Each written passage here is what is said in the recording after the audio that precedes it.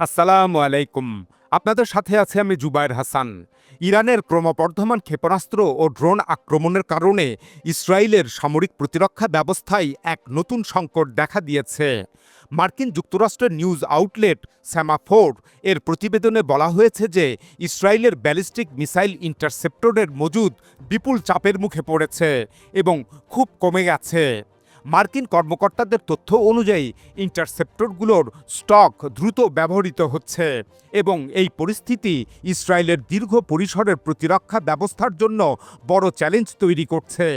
ইসরায়েলের এই বেকায়দার বিষয়টি আন্তর্জাতিক মিডিয়ায় গুরুত্ব সহকারে আলোচিত হচ্ছে। তুর্কি গণমাধ্যম মিডল ইস্ট মনিটর এবং টিআরটি ওয়ার্ল্ডের প্রতিবেদনে সেমাফোরের তথ্য উদ্ধৃত করে বলা হয়েছে যে ইসরায়েলের সীমিত ইন্টারসেপ্টর মজুদের কারণে তারা প্রতিরক্ষা ব্যবস্থা পরিচালনায় অতিরিক্ত সতর্কতা অবলম্বন করছে এবং ইরানের সম্ভাব্য হামলার প্রতিক্রিয়ায় সীমিত সংখ্যা ব্যবহার করতে বাধ্য হচ্ছে। এর আগে মার্কিন গণমাধ্যম ওয়াল স্ট্রিট জার্নালের এক প্রতিবেদনে ইসরায়েলের অ্যারো ইন্টারসেপ্টরগুলোর স্টক কমে যাওয়ার বিষয়টি উল্লেখ করা হয়েছিল। তবে ইসরায়েলের গণমাধ্যমগুলো সাম্প্রতিক প্রতিবেদনে বলা হয়েছে যে ইসরায়েলি সামরিক কর্তৃপক্ষ এখনও সরকারিভাবে এই মিসাইল সংকটকে এতটা গুরুতর হিসাবে স্বীকার করেনি এবং তারা দাবি করছে যে মজুদ এখনও যথেষ্ট আছে।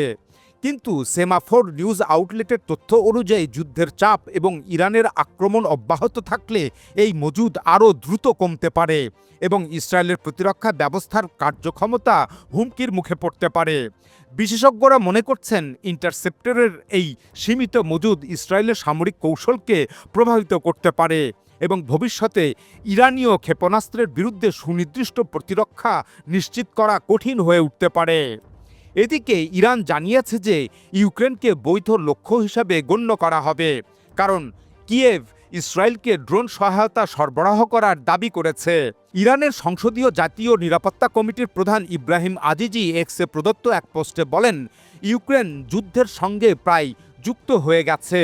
তিনি লেখেন, ব্যর্থ ইউক্রেন ইসরায়েলি শাসন ব্যবস্থাকে ড্রোন সহায়তা প্রদান করে তার পুরো ভূখণ্ডকে ইরানের জন্য বৈধ টার্গেট হিসাবে পরিণত করেছে। উল্লেখ্য যে ইউক্রেন আনুষ্ঠানিকভাবে ইসরায়েলকে ড্রোন সহায়তার কথা ঘোষণা দেয়নি, তবে ইউক্রেন তার সামরিক বিশেষজ্ঞদের একটি দলকে কাতার, সংযুক্ত আরব আমিরাত এবং সৌদি আরব পাঠিয়েছে। প্রেসিডেন্ট জেলেনস্কি গত সপ্তাহে বলেন, যুক্তরাষ্ট্রসহ মধ্যপ্রাচ্য এবং ইউরোপের 11টি দেশ ইরান নির্মিত শাহেদ ড্রোন মোকাবেলায় ইউক্রেনের সহায়তা চেয়েছে। এদিকে চলমান ইরান যুদ্ধের মাঝে তুরস্ক ইসরায়েলের বিরুদ্ধে সোচ্চার হতে শুরু করেছে। তুরস্কের পররাষ্ট্রমন্ত্রী হাকান ফিদান বলেছেন, যুক্তরাষ্ট্র এবং ইরানের আবার আলোচনায় ফিরে যাওয়া জরুরি, যাতে যুদ্ধ আরও বিস্তৃত হওয়া থেকে রোধ করা যায়। আঙ্কারায় বক্তব্য দিতে গিয়ে তিনি সতর্ক করে বলেন, বর্তমান সংঘাত পুরো মধ্যপ্রাচ্যে ছড়িয়ে পড়ার ঝুঁকি তৈরি করেছে। তিনি বলেন, এই যুদ্ধ যত দ্রুত সম্ভব শেষ করতে হবে। যুদ্ধের বিস্তার নিয়ে আমরা গভীরভাবে উদ্বিগ্ন। তিনি বলেন, ইসরায়েল এই অঞ্চলকে নতুন অস্থিরতার দিকে ঠেলে দিচ্ছে। যতদিন এই অঞ্চলে হামলা চলতে থাকবে, পরিস্থিতি একটি অনিবার্য সংঘাতের ঘূর্ণিতে পরিণত হবে। তুরস্ক সব ধরনের উস্কানির বিরুদ্ধে প্রতিরোধ গড়ে তুলবে। ফিদান আরও সতর্ক করে বলেন, আল আকসা মসজিদে প্রবেশ বন্ধ করে দেওয়া ইসরায়েলের একটি অত্যন্ত বিপজ্জনক পদক্ষেপ, যা এই অঞ্চলে নতুন অস্থিরতা সৃষ্টি করতে পারে। তিনি আরও বলেন, আমরা উদ্বিগ্ন যে নেতানিয়াহু লেবাননে হেজবুল্লার বিরুদ্ধে যুদ্ধের অজুহাতে নতুন একটি গণহত্যার দিকে এগিয়ে যাচ্ছেন। এদিকে মার্কিন প্রেসিডেন্ট ডোনাল্ড ট্রাম্প বলেছেন, যুক্তরাষ্ট্র ইরানের খার্ড দ্বীপে মজা করার জন্য বোমা হামলা চালিয়ে যেতে পারে। এই মন্তব্যের পর প্রশ্ন উঠেছে যে এ ধরনের বক্তব্য কি উপসাগরীয় দেশগুলোর কাছে যুক্তরাষ্ট্রকে একটি নির্ভরযোগ্য নিরাপত্তা অংশীদার হিসাবে দেখার ধারণাকে ভেঙে দিতে পারে। বিশ্লেষকরা বলছেন, যখন কোনো বড় শক্তি বা সুপার পাওয়ার নিরাপত্তা গ্যারান্টি দেয়, তখন বিষয়টি শুধু সামরিক সরঞ্জাম বা সেনাবাহিনীর সক্ষমতার মধ্যেই সীমাবদ্ধ থাকে না, এর সঙ্গে একটি কৌশলগত বিচক্ষণতার ধারণাও জড়িত থাকে, অর্থাৎ সেই রাষ্ট্রটি দায়িত্বশীলভাবে আচরণ করবে বলে বিশ্বাস করা যায়। কিন্তু ট্রাম্প সহ প্রশাসনের অন্য কর্মকর্তারাও এমন কিছু আচরণ করেছেন যা উপসাগরীয় দেশগুলোকে ভাবতে বাধ্য করতে পারে যে যুক্তরাষ্ট্র দীর্ঘমেয়াদে কতটা স্থিতিশীল ও নির্ভরযোগ্য অংশীদার হয়ে থাকবে। বিশেষ করে মার্কিন যুদ্ধমন্ত্রী পিট হেগসেথ এর আচরণ দেখে মনে হচ্ছে ইরানের বিরুদ্ধে যুদ্ধে যুক্তরাষ্ট্র ধ্বংসযজ্ঞের মধ্যেই এক ধরনের আনন্দ খুঁজে পাচ্ছে। বিশ্লেষকদের মতে যদিও দীর্ঘদিন ধরে ইরান ও আরব রাষ্ট্রগুলোর মধ্যে প্রতিদ্বন্দ্বিতা রয়েছে, তবুও এই অঞ্চলটিতে স্থিতিশীলতা বজায় রাখার একটি প্রবল আকাঙ্ক্ষাও রয়েছে। তাই উপসাগরীয় দেশগুলোর সামনে এখন প্রশ্ন দাঁড়িয়েছে যে যুক্তরাষ্ট্র কি এখনও এই অঞ্চলের স্থিতিশীলতা বজায় রাখতে সক্ষম। এদিকে সংবাদমাধ্যম দ্য ইন্ডিপেন্ডেন্ট জানিয়েছে যে ইরানের বিরুদ্ধে যুক্তরাষ্ট্র ও ইসরায়েলের যুদ্ধ অবসানে একটি সমঝোতা তৈরি করতে প্রেসিডেন্ট পুতিন নাকি ইরানের সমৃদ্ধ ইউরেনিয়াম রাশিয়ায় সরিয়ে নেওয়ার প্রস্তাব দিয়েছিলেন প্রেসিডেন্ট ডোনাল্ড ট্রাম্পকে।